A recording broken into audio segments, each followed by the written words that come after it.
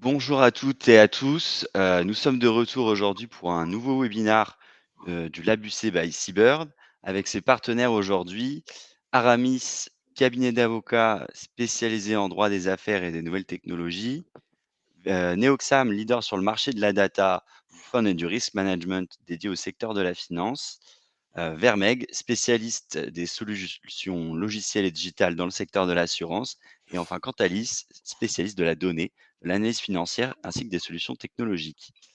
Alors, le Labucé by Seabird, qu'est-ce que c'est pour ceux qui nous découvrent? C'est un laboratoire d'idées indépendant, un collectif qui s'appuie sur les expertises de ses différents participants afin d'éclairer le chemin critique sur des thématiques spécifiques liées aux unités de compte et proposer des solutions concrètes aux défis qui se présentent. Aujourd'hui, nous allons aborder la thématique des produits et sous-jacents innovants en épargne et sous 3 angles. Les tendances de l'évolution de l'offre, la thématisation des fonds ou encore l'ISérisation, qui sont des phénomènes qui poussent le marché à innover dans la composition de leur offre. L'émergence de nouveaux types d'actifs dont le cadre juridique reste à définir. Ah et enfin la gestion opérationnelle de ces nouveaux sous-jacents en termes de data et d'intégration opérationnelle. Voilà pour le sujet et je vais vous présenter nos intervenants aujourd'hui. Nous allons débattre avec Anne-Hélène Le Troquer, associée au sein du cabinet Aramis, Xavier Borderise, product manager chez Neoxam, Pierre Miramon, responsable analyse fonds et portefeuille modèle chez Cantalis, et Cédric Caget, responsable Europe avant-vente chez Vermeg, et enfin Mathilde Descourtis, directrice de l'offre transformation chez Seabird. Alors maintenant que je vous ai présenté nos intervenants, je vous rappelle que si vous avez des questions pour nos intervenants, n'hésitez pas à les poser dans le chat, de ce webinar et nous prendrons le temps d'y répondre à la fin des, différentes, prises de parole. Pour lancer cette thématique, nous allons d'abord nous intéresser à un premier thème qui est la déformation réelle de ce stock. Qu'est-ce qu'on peut observer au profit de quelle classe d'actifs et selon quelle tendance? Pour ça, je vais faire appel à Pierre, qui pourra peut-être vous faire un éclairage et nous repositionner le contexte de la demande en 2021 et sur le marché de l'épargne. Merci Mathieu, bonjour à tous. Alors en effet, comme amorce de ce webinaire, c'est bon de remettre en contexte l'environnement de la collecte de l'épargne en France et en Europe d'ailleurs en 2021. En ce qui concerne la collecte au global, on voit qu'elle est restée focalisée sur les actions comme principale source de performance dans une logique TINA, there is no alternative. Les encours gérés par les sociétés de gestion en Europe sont passés de 8 160 milliards d'euros à 9 480 milliards d'euros en 2021, avec un effet marché de plus 10% et un effet collecte de plus 5%, ça représente à peu près 450 milliards d'euros. Ce qui est intéressant, c'est que les 2 tiers de cette collecte se sont orientés vers des fonds actions. Et alors, pour remettre aussi en contexte sur les contrats en France, l'assurance vie est restée le placement préféré des Français, avec aujourd'hui 1860 milliards d'euros d'encours. Mais mention spéciale en 2021 au nouveau produit d'épargne, le PER, qui est disponible depuis 2019 avec la loi Pacte. À fin décembre, on comptait 4,3 millions de Français qui avaient souscrit un PER assurantiel avec un encours d'un peu moins de 50 milliards, donc plus de la moitié sur des contrats PER, donc des PER individuels. Voilà. L'engouement est tel pour ce produit aujourd'hui qu'on a même des accords de transparence qui sont mis en place, prévoyant des tableaux de frais standardisés dès l'été 2022. Merci, Pierre, pour ce récapitulatif de l'année 2021. Maintenant sur la classe d'actifs actions, qui reste prédominante, qu'est-ce qu'on observe? Alors, la classe d'actifs actions est prédominante. Ce qui est vrai que c'est intéressant, c'est de regarder un niveau en dessous de la macro-catégorie pour comprendre qu'il y a certaines dynamiques qui ont animé la collecte. La première, c'est l'investissement ESG. Il y a 1 euro sur 2 de la collecte actions qui était ISR. Aujourd'hui, on a près de 4000 fonds qui intègrent une approche ISR, ça représente 3000 milliards d'euros d'encours. Ce qu'on a vu, c'est qu'entre les créations de gamme, la collecte et les transformations des fonds, les encours ont été multipliés par 3 depuis fin 2019 et le nombre de fonds a été multiplié par 2. Et la composante nouvelle qu'on observe en cette année 2021, c'est que les produits les plus durables sont les plus attractifs, puisqu'ils représentent une faible part des produits, moins de 5%, mais ils captent près d'un tiers de la collecte action. La deuxième innovation donc, dans les approches, c'est celle de la gestion thématique et des fonds thématiques. Il y a eu 70 milliards d'euros de collecte sur les fonds thématiques, qui pèsent aujourd'hui un petit peu plus de 300 milliards d'euros. Voilà. Clairement, les investisseurs sont plutôt orientés vers des thématiques liées à l'environnement, hein, ça rejoint un petit peu le ESG. Mais du côté des asset managers, il y a vraiment une dynamique de création de produits de plus en plus pointue, avec des approches thématiques de plus en plus, on va dire, granulaires. On pense par exemple à des thématiques comme la subscription economy, donc qui est basée sur le business model des abonnements, donc avec des profils de revenus assez stables, assez prévisibles. Et en général, de toute façon, les thématiques sont des classes d'actifs assez diversifiantes et des sources de croissance qui dépassent l'éclatement sectoriel, géographique ou de style qu'on connaît tous. Et enfin, la troisième innovation dans les approches sur cette classe d'actifs actions, c'est la gestion indicielle. Les ETF sont désormais beaucoup plus accessibles, hein, en plus de leur atout sur les frais et leur liquidité. En un peu plus de 10 ans dans le monde, on est passé de 1500 milliards de dollars à 10 000 milliards de dollars sous gestion. Aux USA, la part de marché des ETF a déjà dépassé la part de marché de la gestion active depuis 2019. En Europe, en 2021, cette part de marché est de 25% environ, 24%. Mais près de 40% de la collecte est allée sur ces fonds indiciels. Ce qui veut dire que la part de marché de cette gestion indicielle a grandi. Selon l'AMF, en 2020, on avait 233 000 particuliers actifs sur les ETF. Ça fait une hausse de plus de 60% sur 2 ans. Voilà, ça permet vraiment de réaliser cette dynamique. Il faut savoir que en analysant les portefeuilles des conseillers en gestion de patrimoine dans l'outil Cantalis, on a observé que plus de 10%, il y avait 10% de tête dans les allocations offensives des conseillers en gestion de patrimoine. C'est énorme en termes d'allocation. Et dans ces ETF, il va y avoir des dynamiques encore intéressantes qu'on observe. C'est l'essor de l'ESG, de la gestion thématique, alors que ça peut être antinomique entre une gestion indicielle froide ETF et une gestion plus chaude, entre guillemets, ESG. Et on va aussi avoir l'essor de ces nouveaux produits type Smart Beta qui sont déjà très, très communs outre-Atlantique. Merci. Alors, c'est assez clair pour cette dynamique action et même la dynamique globale de la collecte. Mais qu'est-ce qu'on voit émerger comme autre classe d'actifs et quelles cartographies tu peux nous dresser? Alors, au-delà des actions, il y a d'autres dynamiques intéressantes à observer, notamment sur les produits de diversification. Alors, plusieurs facteurs ont contribué à cette tendance. Tout d'abord, la baisse des rendements dans un environnement de taux bas et donc de baisse des rendements des supports euros. On a vu aussi une volatilité accrue due à des multiples de marché assez élevés dans un contexte d'incertitude économique.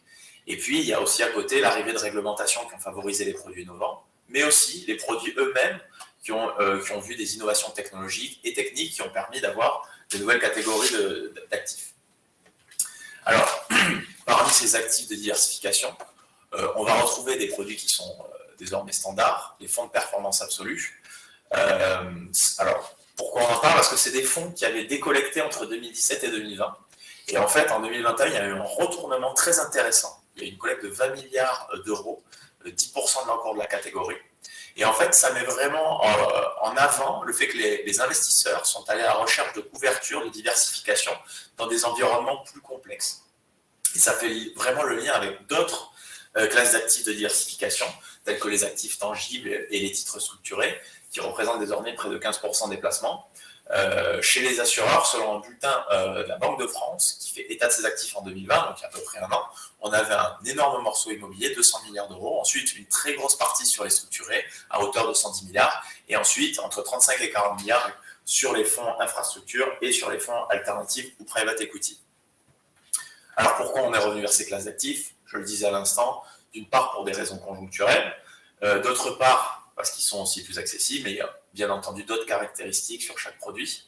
Si on prend le private equity, c'est surtout lié à sa distribution, donc à son accessibilité. Donc dans les assurances vie avec des produits type FCPR, FIA, FPCI, depuis la loi Macron en 2015, puis la loi Pacte en 2019, il y a eu la suppression des plafonds, c'est des produits qui ont été amenés à démocratiser. Et il faut savoir qu'aujourd'hui, 20% des contrats d'assurance vie référencent un FCPR. De la même manière, l'immobilier, qui est, je pense, un des actifs les plus compréhensibles pour l'investisseur final et qui remonte beaucoup dans les grilles d'allocation parce qu'il permet d'avoir une certaine stabilité des rentes, est un produit qui est très présent dans les grilles d'allocation des conseillers en gestion de patrimoine. Aujourd'hui, 2/3 des contrats assurantiels proposent, sous forme de CPI ou d'OPCI, de l'immobilier. Puis j'ai évoqué les produits structurés. Donc les produits structurés sont des produits qui offrent des rendements stables et une certaine protection en capital, un très bon compromis quand on a une baisse des taux et beaucoup de volatilité. Selon IRBIS Finance, il y a 57% des CGP qui ont des produits structurés dans leur allocation.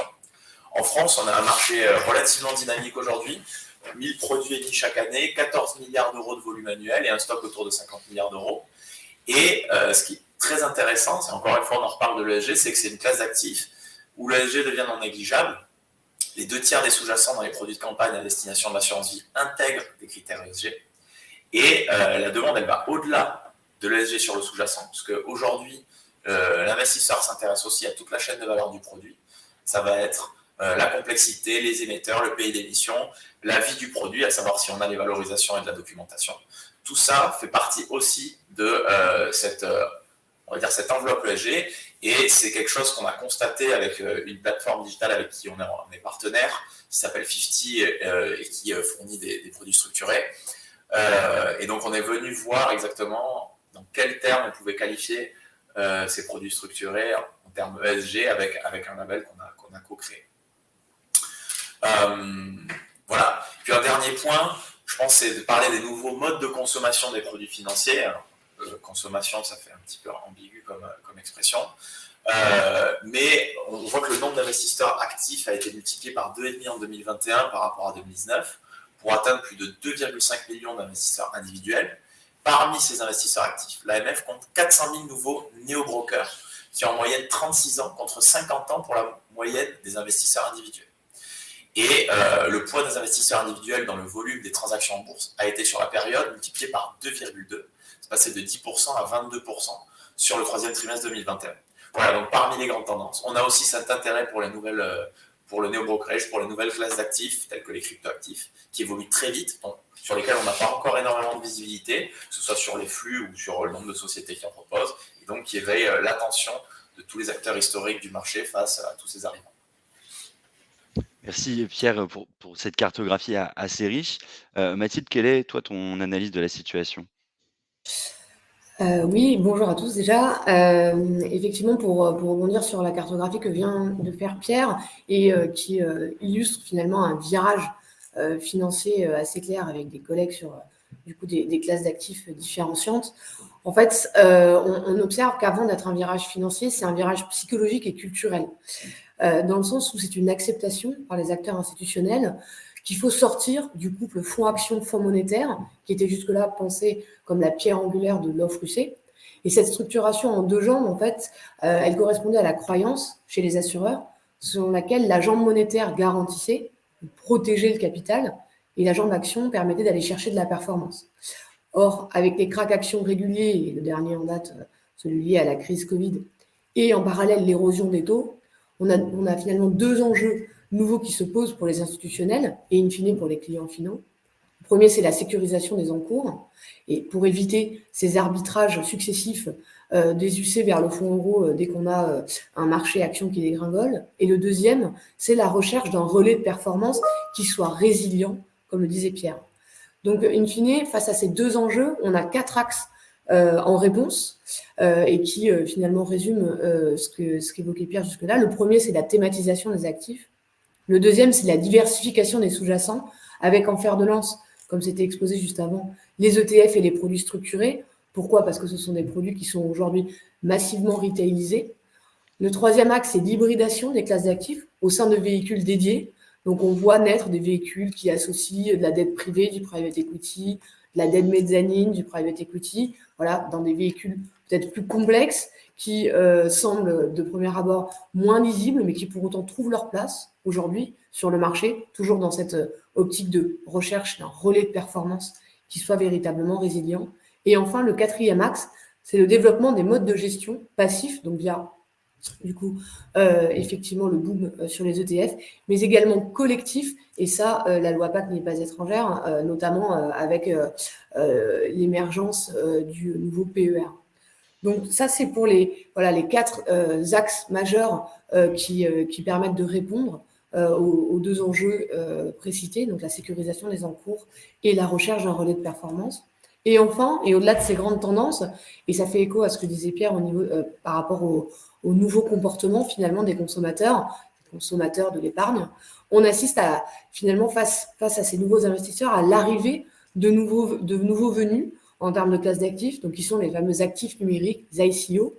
Et ça fait finalement écho à cette nouvelle catégorie d'investisseurs qui est à la recherche d'actifs qui soient connotés tech, parce que ça leur parle, et qui en parallèle permettent de nourrir finalement ce fantasme qu'on avait un peu perdu de la surperformance, parce que comme toute nouvelle classe d'actifs, elle peut être sujette à des bulles plus ou moins spéculatives, et donc quelque part nourrissent finalement ce rêve de beaucoup d'investisseurs, voilà, de la surperformance, d'aller chercher de la surperformance sur le marché. Et donc, en ça, on peut envisager que les actifs numériques vont quelque part prendre le relais d'un certain nombre de classes d'actifs qu'on avait précédemment investis, type dérivés ou hedge funds. Merci Mathilde. Donc justement, tous ces SAN, ICO, actifs numériques, tu viens d'en parler. C'est une classe d'actifs qui est aujourd'hui invisible des contrats d'assurance vie. Anne-Hélène, est-ce que tu pourrais nous rappeler le cadre juridique, la définition et la composition de ces actifs? Alors ton micro,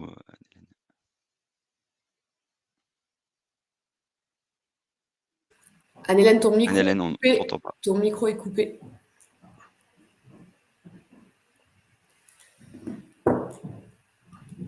Excusez-moi.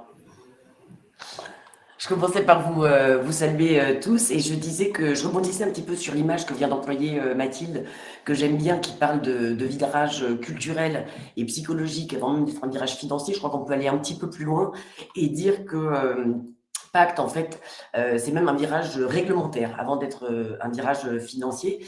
Et l'une des avancées majeures qui a été réalisée par cette loi a consisté en effet dans la création de 3 choses. Parmi d'autres. 1, une nouvelle catégorie de biens qui sont donc ces actifs numériques. 2, une nouvelle variété d'opérations financières qui sont donc les offres au public de jetons ou des appels de fonds en actifs numériques, les fameuses Initial Coin Offerings, ainsi que l'encadrement d'une nouvelle catégorie de professionnels qui sont les prestataires de services sur actifs numériques et qu'on appelle aussi les PSAN. Alors, pour présenter brièvement ces 3 éléments, sur les actifs numériques, la réforme a retenu 2 types d'actifs. On a d'une part les jetons ou les tokens, qui sont des biens corporels représentant sous forme numérique un ou plusieurs droits. Et on distingue ici, aujourd'hui dans la pratique, d'une part les jetons d'usage, les utility tokens, et des jetons d'investissement qui sont les security tokens. Et je précise que pour ce qui relève des jetons d'investissement, il ne s'agit pas d'instruments financiers. Et de l'autre côté, on a tous les autres actifs numériques, ou ce qu'on appelle aussi les cryptoactifs, et qui peuvent être définis comme des biens incorporels représentatifs d'une valeur. Le trait qui est assez remarquable en fait dans ces valeurs nouvelles, c'est qu'elles ne sont pas traditionnellement transférées par un jeu d'écriture comptable, mais elles sont représentées sur une technologie blockchain. Quant à ces offres de jetons au public, les ICO, il faut rappeler ici que Pacte est assez précurseur parce que la loi a prévu un dispositif très souple pour les émetteurs de jetons, puisque ces derniers ne sont pas tenus de faire viser leur prospectus ou l'équivalent qu'on appelle dans le cadre d'une émission de jetons d'un livre blanc. Le visa de l'AMF ici est simplement optionnel. Et j'en termine avec ces fameux PSAN. Il s'agit donc d'émetteurs d'actifs numériques qui fournissent des services particuliers qui sont énumérés au Code monétaire et financier. On a 2 catégories. La première qui comprend la conservation de jetons, l'achat-vente d'actifs numériques en monnaie et en cours légal, l'échange d'actifs numériques contre d'autres actifs numériques et l'exploitation d'une plateforme de négociation d'actifs numériques. Et lorsque un émetteur ou un prestataire fournit ce type de service, il est donc tenu de se faire enregistrer auprès de l'AMF. Et on a une seconde catégorie qui peut se résumer en réception et transmission d'ordre sur actifs numériques pour compte de tiers, la gestion de portefeuille de jetons toujours pour compte de tiers, le conseil aux souscripteurs d'actifs numériques, la prise ferme et enfin le placement garanti ou non garanti d'actifs numériques. Et lorsque l'émetteur fournit ces services-là, il peut, en revanche, mais il n'est pas tenu, il peut alors se faire agréer par l'AMF. Alors merci pour ce cadre général sur les actifs numériques. Maintenant, si on fait un focus sur les PSAN et les ICO, Mathilde, est-ce qu'on a un pattern de développement à anticiper? Effectivement, c'est une bonne question et à chaque fois qu'on a une nouvelle classe d'actifs qui intègre un marché, c'est vrai qu'on a l'habitude de voir se succéder des étapes qui deviennent un peu familières aujourd'hui. La première étape, c'est celle qu'évoquait Anne-Hélène, finalement, c'est la fixation de ce cadre juridique. Donc, on comprend que pour les actifs numériques, c'est Pacte qui en a été à l'origine. Si on essaie de dresser un parallèle avec une classe d'actifs qui a intégré le marché et qui est aujourd'hui dans une dynamique de retailisation, de massification des volumes, on peut dresser le parallèle avec le private equity, qui avait connu finalement les prémices de son cadre juridique avec la loi Macron en 2015, et puis avec finalement un an où le marché s'est un peu regardé pour savoir qui allait y aller en premier, et on a eu les premiers véhicules qui sont sortis en 2016 avec AXA, puis très vite suivi par CNP Assurance, BNP Paribas, Cardiff, Generali dès l'année suivante. Et finalement, en 2 ans de temps, le temps que le marché, quelque part, s'approprie ce cadre juridique, on a commencé à pouvoir intégrer cette classe d'actifs véritablement dans les contrats, à mettre en branle quelque part les réseaux de distribution. Et donc, en 2017, on a déjà finalement une reconnaissance sur le marché du private equity comme une classe d'actifs qui est à la fois performante et dans une certaine mesure résiliente. Et donc, du coup, dès 2017, on a finalement apporté la preuve, et elle est publiée, que cette classe d'actifs peut être un relais pour la diversification de l'épargne des particuliers. Donc, 2 ans, finalement, d'un track record. Si on dresse le parallèle, on peut tout à fait envisager que sur les PSAN, on va avoir à peu près la même logique. Pacte en 2019, une période d'appréhension et d'appropriation par le marché, et puis certainement un acteur qui ira en tant que précurseur, très vite suivi par les autres. Et donc, ça pourrait nous amener à finalement une retailisation du marché autour de 2023. Alors, évidemment, comparaison ne vaut pas raison, mais on voit bien qu'on est à peu près, on passe par les mêmes fourches codines à chaque fois. Merci Mathilde. Alors, on comprend le rôle de la loi Macron en tant qu'élément déclencheur pour le PE. Alors, dans quelle mesure la loi Pacte devrait-elle jouer le même rôle d'élément déclencheur vis-à-vis de l'introduction de ces nouveaux véhicules d'investissement dans le secteur, le segment épargne-assurance? Et quel est le degré d'urgence de se positionner sur ce marché pour la France? On peut dire en tout cas à tout le moins qu'il y a eu une véritable volonté gouvernementale de positionner la France parmi les pays de référence sur le marché des cryptoactifs, et le gouvernement a vraiment souhaité doter les acteurs de l'industrie de la gestion d'actifs d'un cadre réglementaire qui était adapté et à la fois relativement souple pour ne pas freiner l'entrée des acteurs sur ce marché. En fait, si on regarde avant la loi Pacte, les seuls véhicules d'investissement qui pouvaient investir dans des actifs numériques, c'était ce qu'on appelle, en tout cas au Code monétaire et financier, les autres FIA. Et ce sont des véhicules, d'une part, dont le régime n'est pas spécifiquement détaillé par le Code monétaire et financier, qui sont mal connus des investisseurs et dont le régime fiscal n'est pas particulièrement attractif. Il faut préciser du reste que Pacte est donc venu vraiment moderniser le cadre juridique de la gestion collective, et elle permet désormais à certains FIA qu'on appelle par nature, c'est-à-dire d'une part les fonds professionnels spécialisés, les FPS, et d'autre part les fonds professionnels de capital investissement, les FPCI qu'on connaît bien, qui sont d'ailleurs des structures beaucoup plus souples que ces autres FIA. Et donc, ces véhicules peuvent aujourd'hui investir dans des actifs dits numériques, soit en participant à ces fameuses levées de fonds en jetons, les ICO, soit via des unités de compte dans ces fonds, ce qui permet donc une exposition indirecte de ces acteurs à des cryptoactifs dans des contrats d'assurance vie. Alors, il faut donner 2 petites limites. Les FPCI qui participent à des levées de fonds en jetons peuvent le faire dans la limite de 20% de leur actif total. Et ces véhicules, il faut le dire aussi, sont réservés à des clients qui sont uniquement professionnels. Alors, très bien, mais pourquoi ces actifs numériques, finalement, sont-ils aussi peu présents dans les contrats d'assurance vie? Alors c'est vrai qu'on a très peu de précédents, puisqu'aujourd'hui on a, depuis novembre dernier, on a Tobam, qui est le seul acteur qui propose des actifs numériques en UC. Si on fait un point à date sur ces investissements d'un genre nouveau et sur la mise en œuvre du dispositif qui a été proposé par Pacte, on regarde de côté ICO, donc appel de d'offres de jetons au public. On en a seulement 3. 3 émetteurs uniquement sont allés chercher un visa auprès de l'AMF. Il y a eu French ICO en 2019 et peu après, iExec et WPO qui sont venus se faire enregistrer auprès de l'AMF en 2020. Côté PSAN, il y en a uniquement 30. 30 acteurs ont demandé à être enregistrés auprès de l'AMF et aucun, à date, n'a demandé d'agrément. Alors, il faut regarder aussi que quand on voit les dossiers, l'enregistrement d'un PSAN, c'est une procédure qui prend quand même 6 mois, donc c'est relativement lourd. On a pu constater aussi dans la pratique qu'il s'est posé une problématique de cumul avec des prestataires qui avaient une gamme de services qui était assez étendue et il a fallu, en plus de l'enregistrement PSAN, aller chercher le statut de conseil en investissement financier, de CIF, ou encore dans d'autres cas, ça a été des PSP, des prestataires de services de paiement. Et on peut anticiper que la problématique, alors on souhaite que non, mais pourra se poser au niveau européen, puisque on a le règlement MiCA, donc Market Crypto Asset, qui va entrer en vigueur en 2023 et qui prévoit l'équivalent du statut PSAN qu'on appelle CASP, c'est Crypto Asset Service Provider.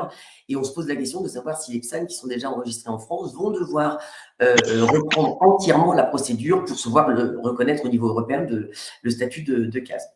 Côté actifs numériques, on a aussi d'autres questions et on peut se demander si la loi Pacte n'est pas déjà obsolète, puisque on a vu récemment au Salvador, en septembre dernier, qu'a été reconnu le lei, ce qu'ils appellent le lei Bitcoin, comme monnaie légale, ce qui pourrait requérir dans un futur proche, en France à tout le moins, de devoir revoir la définition de l'actif numérique, qui aujourd'hui ne peut pas être assimilé à une devise. On a vu aussi récemment, vous aurez entendu parler de ce qu'on appelle les NFT, avec une société française qui est aujourd'hui une licorne, c'est Sora. Ces NFT qui sont donc des non-fungible tokens, donc des jetons non fongibles, qui ne sont absolument pas prévus par la loi Pacte, puisque les jetons sont des biens incorporels de nature fongible. Donc ça pose encore des questions et on a une législation qui va devoir être amenée à évoluer encore davantage. Sur le marché, on a pu voir là, de manière plus, je dirais, pratico-pratique, une résistance assez farouche de pas mal d'acteurs. Et je n'entends pas ici que les banques, mais aussi certaines néobanques et des établissements de paiement qui, dans le cadre de leur politique de risque ou de leur politique commerciale, écartent toute relation d'affaires avec des entités qui opèrent dans le secteur des cryptoactifs, dont les fameux PSAN. Pour ceux de ces établissements qui, dans les politiques, permettent de donner des relations d'affaires avec ces acteurs, ils soulignent quasi systématiquement la complexité des dispositifs de lutte anti-blanchiment et de financement du terrorisme, qui sont supplémentaires, et c'est inhérent au statut de PSAN. Et donc, lorsqu'ils ont à les mettre en œuvre, ça représente en conséquence un coût additionnel. Les PSAN, ou en tout cas les acteurs qui opèrent dans le secteur des cryptos, ont de grandes difficultés par ailleurs à tout simplement ouvrir un compte bancaire, et ce, malgré ce qu'on appelle le droit au compte, qui a été instauré par la loi Pacte, et qui donne aux PSAN une voie de recours auprès de la CPR en cas de refus d'ouverture de compte bancaire. Et puis, on a pu aussi noter une méfiance assez prononcée de la part des dépositaires titres, quand il s'agit de fournir le service de conservation d'actifs numériques. Alors Anne-Hélène, tu nous décris donc un marché qui semble florissant, des acteurs un peu frileux, et finalement, ce marché, qu'est-ce qu'il offre comme perspective de courbe de maturité? Alors, quand on a dit tout ça, en fait, on voit il y a des difficultés effectivement pratiques, mais je crois que malgré tout, et malgré ces résistances, la tokenisation de l'économie va accélérer sa financiarisation et permettre progressivement la digitalisation de droits de toute nature. Il faut se rappeler qu'en fait, que fondamentalement, la tendance est encore très très récente.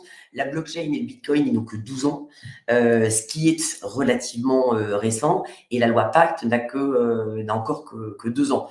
Donc, je pense qu'il y a une question de temps, et surtout, un des éléments que je veux voir comme un facteur qui pourrait être d'accélération et de mobilisation des acteurs, et en particulier des régulateurs, c'est l'entrée en vigueur de ce fameux règlement MiCA, qui est prévu pour 2023 et qui devrait avoir pour effet de continuer de mobiliser tant les investisseurs justement que les régulateurs.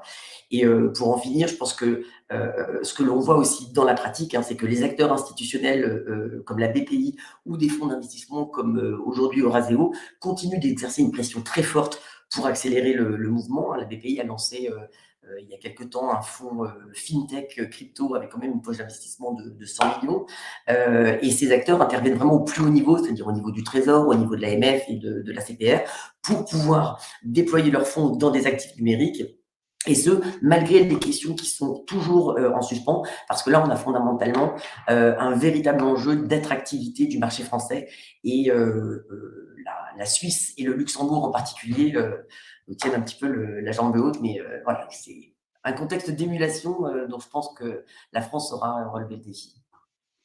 Merci beaucoup, Anne-Hélène, d'avoir, posé ce cadre autour des actifs numériques et notamment le contexte juridique. Alors maintenant qu'on a posé le constat, je tiens, et qu'on va pouvoir passer à la deuxième partie sur le traitement opérationnel de ces sous-jacents produits et sous-jacents innovants. Je tiens juste à vous rappeler que si vous avez des questions, n'hésitez pas à les poser dans le chat, de la conversation puisque vous êtes nombreux à nous avoir rejoints depuis le début de ce webinar, et on prendra le temps d'y répondre à la fin. Alors maintenant, j'ai envie de me tourner plutôt, vers, Xavier. Quel constat finalement on peut dresser à l'actif sur, la captation de ces données pour ces sous-jacents, et leur modélisation pour communication aux équipes internes et reporting? Et quels sont les facteurs qui complexifient la collecte de la donnée et de sa normalisation? Oui, bonjour Mathieu, bonjour tout le monde. Alors on peut établir un 1er constat, l'hétérogénéité des supports d'investissement entraîne une grande variété de données nécessaires à la définition, à la classification et la valorisation de ces actifs, hein. Si on cite, quelques critères, de différenciation de ces données, alors on va trouver, tout d'abord, les classes d'actifs elles-mêmes, hein, le capital investissement, l'immobilier, la titrisation par exemple, hein. Il est aisé de comprendre qu'à des fins de valorisation et de comptabilisation, on ne définit pas les caractéristiques sous-jacentes d'un investissement immobilier de la même façon que celle d'un investissement dans une société non cotée, ni même que celle d'une opération de financement d'infrastructure. Par exemple, les opérations en capital investissement, il faut suivre en hors bilan les engagements sur les souscriptions, comptabiliser les appels de fonds, les distributions capital avec les impacts sur les engagements, calculer le rendement des opérations. Sur les opérations immobilières, il faut collecter les charges, les produits de la gestion commerciale, définir les programmes d'amortissement en différenciant les composants de chaque opération. Voilà, et à cela, en 2e critère, s'ajoutent désormais très régulièrement les qualifications complémentaires pour assurer la transparence des investissements, comme les données liées à l'ESG par exemple, hein, sur les programmes immobiliers éco-responsables, sur les fonds de dette verte ou sur les prises de participation dans les entreprises de transition écologique. Troisièmement, ces supports eux-mêmes. Ils peuvent être, construits sur base de différents types d'enveloppes juridiques, hein, tels que les ETF et des fonds de diverses natures, des UCITS, des AIF, avec une publication de données, par transparence. Comme autre, critère, on va retrouver l'acquisition de ces supports à leur tour, hein, qui peuvent prendre différentes formes, en pleine propriété, un immeuble, une prise de participation directe dans une société, seule ou en groupe, ou en part d'actifs, hein, un OPCI, un FPCI. Les données disponibles et attendues, dans chacun de ces cas vont être radicalement différentes en quantité. En complément de ces critères, qui complexifient la nature des données à gérer, la géographie, va rajouter une dimension de diversité car les réglementations locales définissent des règles, propres qui peuvent impliquer des besoins additionnels, hein. Les investisseurs, enfin, eux-mêmes, sont assujettis à des organismes de tutelle différents et donc à des contraintes réglementaires différentes qui induisent l'obtention de données, souvent calculées, différentes, sur un fonds, sur un simple site ou sur un ETF, hein, pour des besoins de solvency, du IFRS 9 ou de PRIIPs. Enfin, ce que je peux rajouter, c'est les utilisateurs, hein, qui sont en charge de la gestion de ces supports. Ils ont des besoins différents, hein. Un gérant qui va devoir, faire une due diligence sur une société dans laquelle il compte investir, n'a pas les mêmes besoins en matière de données qu'un comptable qui va devoir, comptabiliser, correctement, selon les normes comptables, les différentes natures de flux. Merci Xavier. Donc on comprend qu'il y a une il y aura une hétérogénéité de facteurs qui viennent complexifier cette récolte de la donnée. Et quels enjeux de data et de et modélisation qui peuvent émerger aujourd'hui?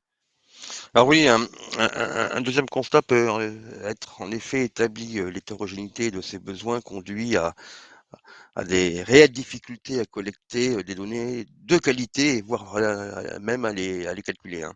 En premier lieu, parce que la nature des données est, par nature, souvent privée. Il y a des opérations particulières contractées de gré en gré.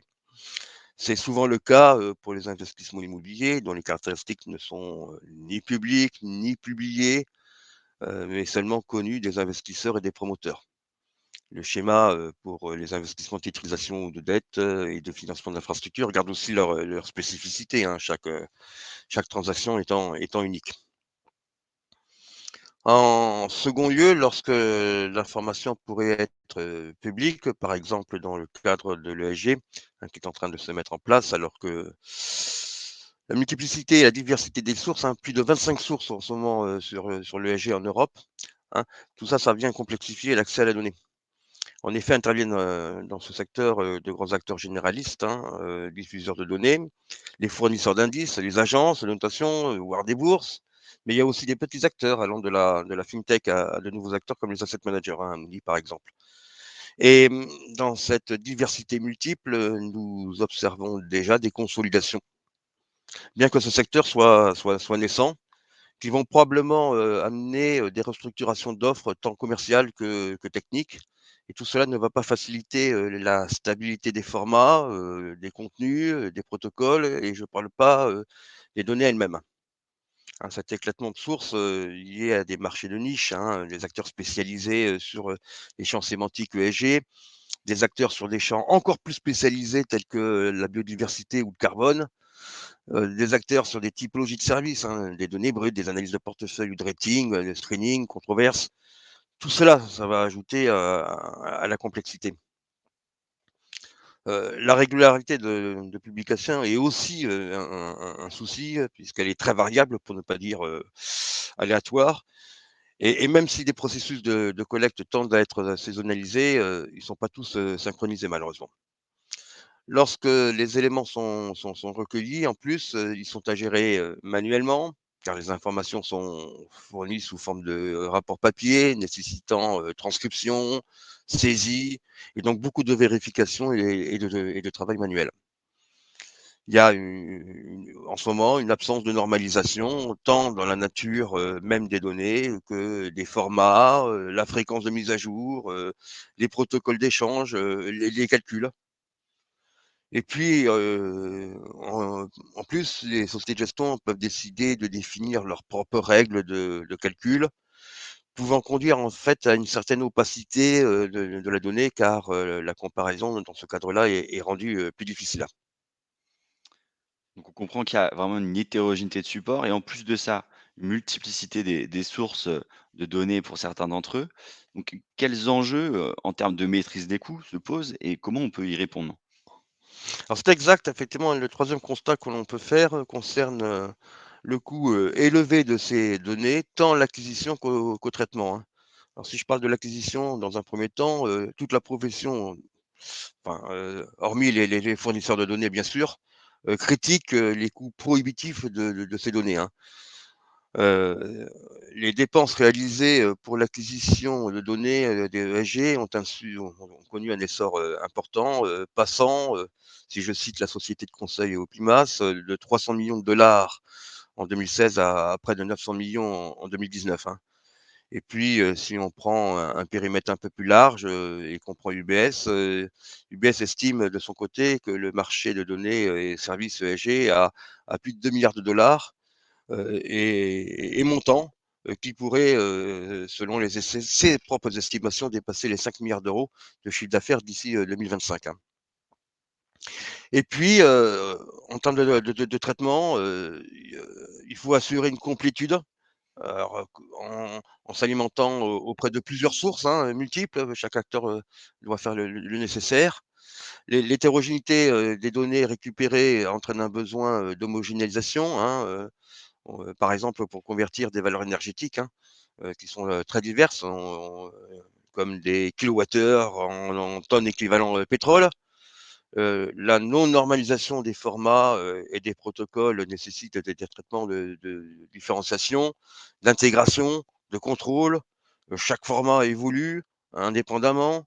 La maintenance donc va être lourde et importante, hein. Et enfin, de nombreux acteurs qui souhaitent se différencier entraînent souvent la production de reporting ad hoc sur mesure, avec des critères qui sont propres de classement, hein, intégrant donc les classes d'actifs, les législations, mais aussi intégrant des besoins de leurs clients, donc rendant là aussi l'analyse de la donnée plus compliquée. On comprend là qu'il y a vraiment de nombreux défis qui se posent en termes de data. Quelle est la stratégie de Neoxam pour, y répondre, à l'ensemble de ces défis et conserver son positionnement vis-à-vis de ses clients dont les besoins, évoluent? Alors, toute cette complexité, nous comprenons, fait naître le besoin d'outils qui permettent en amont de traiter la collecte de la donnée, sa mise en qualité et sa rediffusion, hein. Alors là, pour cela, les EDM, elles sont des outils appropriés et font le job. En aval, les données brutes étant récupérées et mises en qualité, il convient de les traiter de façon différenciée en fonction des besoins, du front, du back, et si je cite que ces deux exemples-là. Enfin, il faut restituer toute cette valeur ajoutée sous forme de rapport, parfois réglementaire, et en permanence à destination des clients qui sont particulièrement exigeants eu égard aux sommes investies, hein. Ainsi, nous voyons apparaître la nécessité de bâtir la pyramide à 3 étages d'un modèle data-centrique, hein. Du data management centré sur la donnée, du data enrichment centré sur le métier et de la data visualisation centrée sur le client. En complément, big data et intelligence artificielle doivent permettre de réduire les opérations manuelles, hein. 2 exemples, scanner des documents papier pour en extraire des données exploitables, aller explorer les sites de sociétés afin d'en extraire des données à la source. À défaut d'une automatisation totale, ces processus peuvent être complétés par de la main-d'œuvre à bas coût, donc offshore, pour enrichir et corriger les données intégrées. Alors du coup, nous pensons, comme en témoignent d'ailleurs plusieurs de nos grands clients, que la solution qui porte le meilleur ROI est de centraliser dans un système l'ensemble des données traitées par les acteurs de la finance. Oui, il existe hein, des différences entre les données classiques et les données de ces nouvelles classes d'actifs, mais tous ces produits définis par ces nouvelles données ont des finalités communes, hein, être achetés, vendus, valorisés, contrôlés, et donc doivent être de fait normalisés. C'est dans ce sens que nous faisons évoluer notre plateforme de data management et qu'en aval, nos solutions front et back de gestion d'actifs intègrent et continueront d'intégrer les spécificités de ces nouvelles classes d'actifs, tant sur le volet du traitement de celles-ci que sur le volet de la collecte de données et la restitution d'éléments à valeur ajoutée, hein, avec en option des offres de services sur mesure d'accompagnement de nos clients dans l'intégration de données externes. Alors, merci beaucoup Xavier. On comprend assez bien la position de Neoxam qui doit maintenant, finalement faire plus vite, moins cher dans un contexte de grande massification des flux. Je me tourne maintenant vers Cédric et côté Vermeg, quel constat, on peut dresser au passif et à l'actif, sur l'ensemble de la chaîne, de processus jusqu'à la réception, transmission d'ordre et l'intermédiation sur ces classes d'actifs? Et je te propose peut-être de voir comment se décompose la chaîne opérationnelle UC et de parcourir les grands enjeux opérationnels qui y sont liés. Merci. Donc, comme on l'a vu précédemment, historiquement, on sait que la chaîne UC, ça repose surtout sur une offre de fonds, d'OPCVM. On a vu avec Xavier l'intervention, enfin l'impact sur les données. Maintenant, on va voir sur la chaîne de traitement. On peut déjà décomposer la chaîne en 4 blocs qu'on a représentés ici. Donc, à gauche, le portail client, tous les outils digitaux pour permettre à l'assureur d'échanger avec ses clients assurés, les investisseurs. Ensuite, la solution passif pour la gestion des contrats et des positions vision de l'assuré. La solution actif, la solution qui va permettre de gérer les portefeuilles à l'actif et de faire le passage d'ordre vers le marché. Et enfin, les interfaces vers les banques dépositaires donc tout ce qui est passage d'ordre, rapprochement, tenue de position. Donc sur cette chaîne historique, le mot d'ordre, c'était la gestion de volume. On peut recevoir des millions, voire des dizaines de millions de flux passifs tous les jours venant des clients finaux, des assurés. Donc le processus STP, l'automatisation complète, était très importante. Dans les interfaces, par exemple, entre l'actif et le dépositaire, il y avait les formats typiques OPC-VM, les Swift 502, 509, 515, et peu de diversité. L'adossement actif-passif était bien sûr une fonction clé, ça le reste, pour maîtriser les risques d'écart entre ce qui se passe au passif et ce qui est vendu aux assurés, et ce qui se passe à l'actif et la réalité du marché, comment les ordres sont passés. Maintenant, pour voir les impacts, on a découpé en 2 catégories les différentes évolutions et innovations qu'on observe, en sous-jacent, donc en véritable produit qui évolue, et en enveloppe, donc la façon dont on propose ces produits, où là encore, on observe différentes évolutions. Les sous-jacents, donc quand on intègre des ETF, des titres vifs sur la chaîne de traitement, donc déjà ça pose des enjeux sur le traitement des messages. On n'est plus sur les schémas classiques, on va passer par des messages 5-4x. Ça peut entraîner aussi des sujets du type exécution partielle qu'il faut gérer dans la solution d'actifs. Ensuite, sur la partie produits structurés, notamment avec le marché primaire, il y a la problématique de la gestion des ordres anticipés qu'il faut pouvoir gérer au niveau de l'actif. Des impacts également sur les formats d'échange avec les banques dépositaires, où ça peut varier selon les banques. Ensuite, au niveau immobilier, SCI, SCPI, on a observé différents impacts au niveau des référentiels. Donc là, c'est transverse dans toutes les solutions. Et dans la partie comptabilisation, plutôt dans la solution de l'actif, il faut pouvoir prendre en charge différents modes de détention.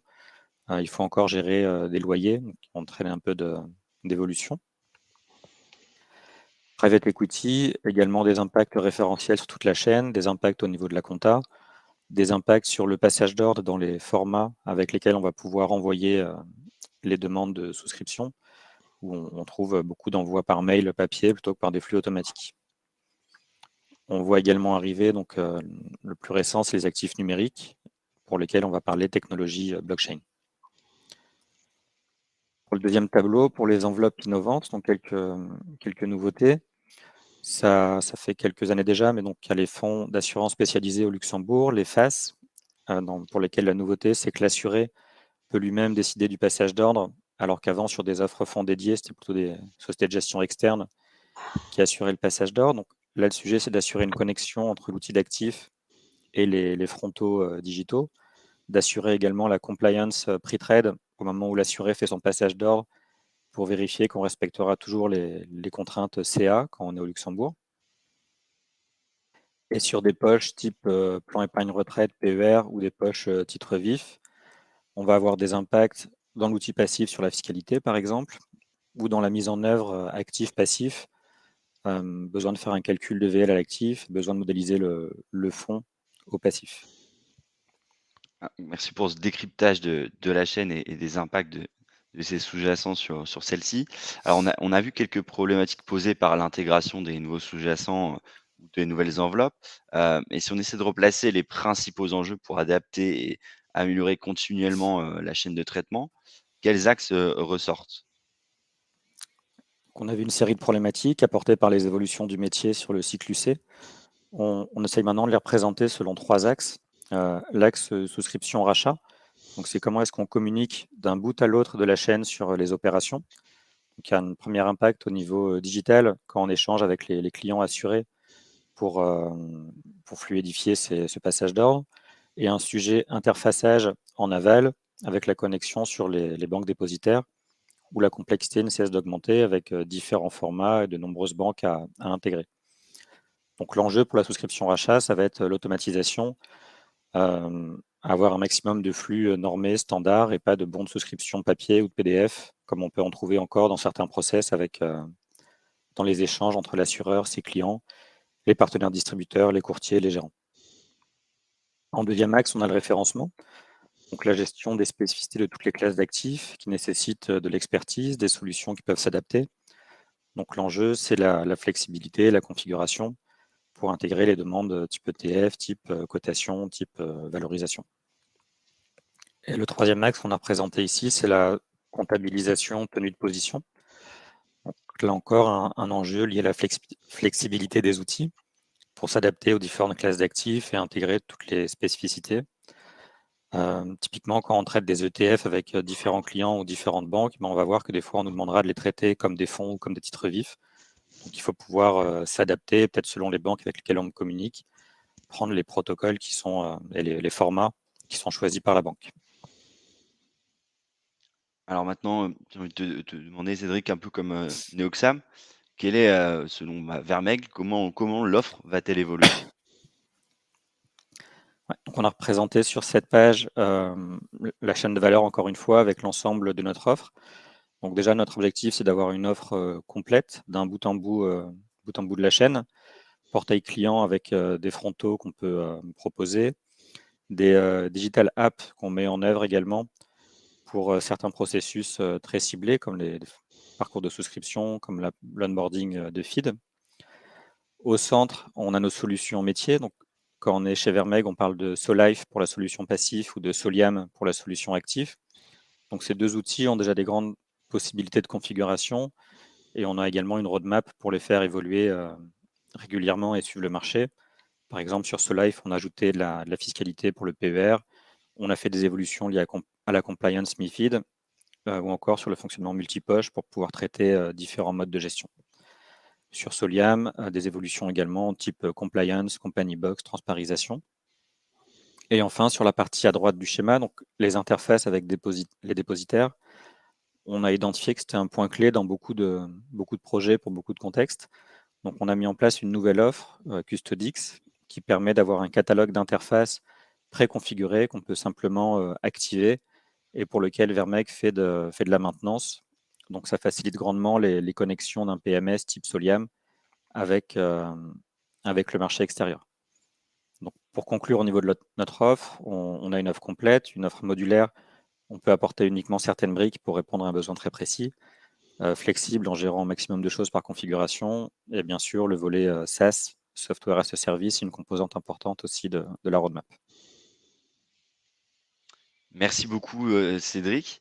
Alors, Mathilde, donc on a vu un peu les stratégies de Neoxam et de Vermeg. Selon toi, quelles sont les pistes qui sont suivies par le marché des éditeurs, selon tes observations? Oui, effectivement, on voit finalement, quand on observe un peu le marché, 3 axes qui se dégagent. Donc le premier, qui est plutôt l'option prise, si je comprends bien, par Neoxam et Vermeg, qui est finalement le renforcement de leur solution, de leur logiciel. Donc vraiment, voilà, se centrer sur leur cœur de métier et faire évoluer à la fois les briques technologiques, mais également les moteurs de leur solution pour venir intégrer ces nouveaux besoins. Donc ça, c'est effectivement le premier axe, c'est peut-être celui qui est le plus évident pour le métier de l'édition de logiciels. Le second, et il a été un peu évoqué par Pierre, c'est celui de l'axe de la croissance externe et ou du partenariat dans des modes plus soft, c'est-à-dire que voilà, des éditeurs de logiciels qui ont un savoir-faire historique sur ces sujets de gestion d'actifs vont aller chercher des expertises complémentaires de niche auprès d'acteurs plus petits, éventuellement faisant partie de l'écosystème startup. Donc, par exemple, Cantalis 50, on est un peu là-dessus. 50 apportant son savoir-faire de niche sur les produits structurés, qui vient compléter finalement le savoir-faire historique de Cantalis sur les autres classes d'actifs et en particulier les OPC. Et enfin, le dernier point, il a été un peu évoqué par Xavier aussi, c'est finalement pour les éditeurs de logiciels de venir compléter leur offre classique de mise à disposition finalement d'outils, d'une proposition de services qui viennent finalement compléter cette offre pour venir purement et simplement, quelque part, remplacer tout un pan fonctionnel qui devient très manuel pour leurs clients. Donc, on l'a vu avec le traitement typiquement de l'immobilier, du private equity, rentrer des VL à la main ou recevoir des bons de souscription papier et les entrer dans des systèmes. C'est vrai que c'est des charges qui sont lourdes, qui sont chronophages, qui n'ont pas une valeur ajoutée métier énorme, donc qui sont facilement intégrables par finalement des populations qui ne sont pas fonctionnelles, et donc que l'on peut tout à fait aller sous-traiter. Et c'est aussi un des axes qui est choisi par un certain nombre d'acteurs du marché qui viennent compléter leur offre produit par une offre service pour offrir finalement une offre globale et répondre aux besoins de clients que tu évoquais, Mathieu, qui évoluent d'une autre manière en venant eux-mêmes finalement changer leur roadmap stratégique. Merci beaucoup Mathilde et merci à tous les intervenants pour leur participation. On va maintenant passer à vos questions. Alors, je vois qu'il y en a une première dans le chat qui est peut-être plutôt pour toi, Anne-Hélène. Est-ce que le règlement MiCA vise également le private equity? Ton micro, Adèle, s'il te plaît. Oui, je voulais répondre effectivement à la question de. Je me proposais de répondre à la question de Camille. En réalité, il n'y a pas de référence. MiCA ne fait pas de référence express à l'environnement aux acteurs du private equity. Et plus généralement, le principe de MiCA, c'est de ne traiter d'une part que des actifs numériques, ce qui exclut les actifs qui relèvent déjà de la qualification d'instruments financiers au sens de MiFID. Et d'autre part, MiCA traite de ce qu'on appelle les prestataires intermédiaires, donc comme la loi de Pacte, comme les fameux PSAN. Alors, on peut accepter peut-être que il traite un petit peu des émetteurs de ce qu'on appelle les stablecoins aujourd'hui, qui ne sont pas traités pour le coup par la loi Pacte, mais ça ne concerne pas les investisseurs, sauf indirectement, puisque dans la mesure où MiCA encadre les prestataires intermédiaires, ça protège. La vocation in fine, c'est quand même de protéger indirectement les investisseurs, dont les investisseurs du milieu du private equity. Merci Anne-Hélène. On a une autre question. Comment dévier de la souscription de papier sur le private equity? Alors ça, je pense que c'est plutôt pour Xavier ou Cédric. Oui, alors je vais reprendre la main, je vais répondre à Maxime. Alors c'est vrai que les souscriptions aujourd'hui dans le monde du private equity, c'est souvent basé sur des contrats de quelques pages qu'il faut lire, qu'il faut décortiquer, dans laquelle on va retrouver, je dirais, les différents acteurs, hein, et le mode de fonctionnement, je dirais, du fonds, avec sa waterfall, avec ses règles effectivement d'allocation, avec ses principes d'appel de fonds et de distribution. Donc tout ça, ça ne facilite pas, je dirais, à caractériser la donnée et à l'encoder dans des systèmes de front et de back. Il n'y a pas de message Swift 502 équivalent, je dirais, à des fonds classiques du site. Par contre, aujourd'hui, c'est l'affaire de chaque assureur, je dirais, de négocier avec les sociétés de gestion pour récupérer un flux informatique. Donc, demain, il se peut qu'il y ait des templates, hein. On voit que dans des associations professionnelles travaillent sur certains besoins pour établir des templates standardisés, facilitant la communication et l'échange de données. Ça viendra peut-être dans le monde du private equity, normaliser, alors ce ne sera pas du Swift, mais normaliser effectivement des templates d'échange pour favoriser, je dirais, ces classes d'actifs, notamment le private equity. Merci Xavier. Alors, on a une autre question. Pensez-vous que le private equity peut être vraiment retailisé au même titre que l'investissement en immobilier, par exemple? Alors, je ne sais pas qui veut la prendre de votre côté. Je peux la prendre si tu veux.